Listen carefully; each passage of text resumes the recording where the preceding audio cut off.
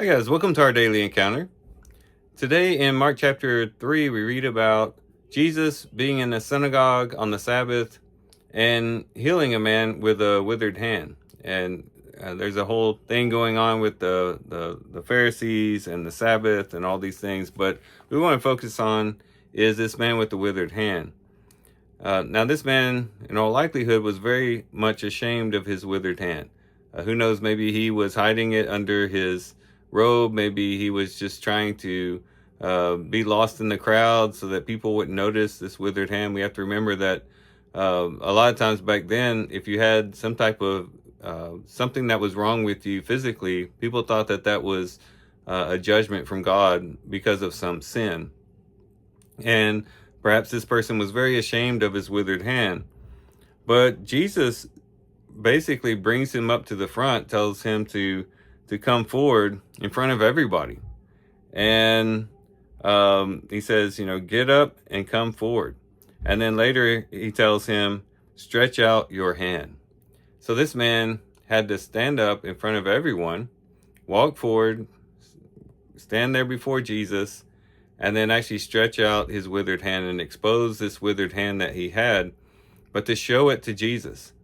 And when he did that, Jesus healed. It says, and when he stretched it out and his hand was restored. Jesus restored his hand. And this is a great miracle. It's definitely a demonstration of Jesus' power to heal. But it's also a great lesson for us, because in the spiritual life, it might very well be the case that we sometimes have a withered hand. There's something in our spiritual life that becomes withered. Maybe, or it's some type of weakness that we have. Perhaps it's a weakness in trying to overcome sin. Maybe there's some sin that just continually overpowers us, and we don't, even though we're wrestling with it and we're trying to overcome it, we find ourselves not having strength in ourselves to really have victory over that particular sin. Or maybe it's some type of work we're trying to do for the Lord. Maybe there's something that's on our heart that we really want to do for the Lord, but every time we do it or attempt to do it, we find we don't have the strength. We don't have, we feel like we don't have the resources or the ability to do it. And we look at our quote unquote hand and it's withered. It can't work. It can't accomplish anything for God, we believe. And it could be a lot of other different things, but the main thing is that there's something in our spiritual life that has either always been weak or has become weakened over time. And we need to be encouraged by this individual who, despite his shame, despite the fact that he was perhaps ashamed of this withered hand, despite the fact that this withered hand was probably something he'd rather not show Jesus, by faith, he listened to what Jesus said, and he went forth to Jesus, into the presence of Jesus, and he stretched out his hand. He exposed the weakness before the eyes of Jesus Christ, and his hand was restored. And that's what we must do as well. If we find something in our spiritual life where we feel weak, or we feel like we don't have any strength in and of ourselves, we feel like no matter how much we try, we're just spinning our wheels and we just don't have it within us to accomplish something, we need to bring it to the Lord. Always keeping in mind what the Lord said himself in John chapter 15, that without him, we can do nothing.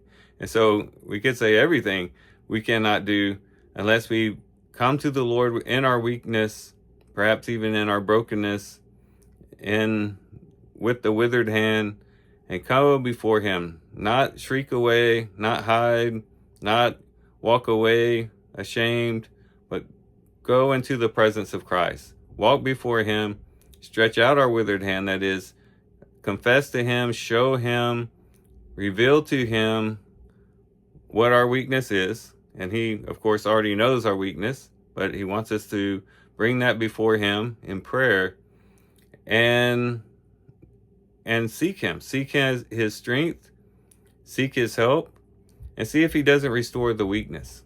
Whether he does it instantaneously like he did with this individual, or it's something that's done over time, the Lord has the power to strengthen that which is weak within us.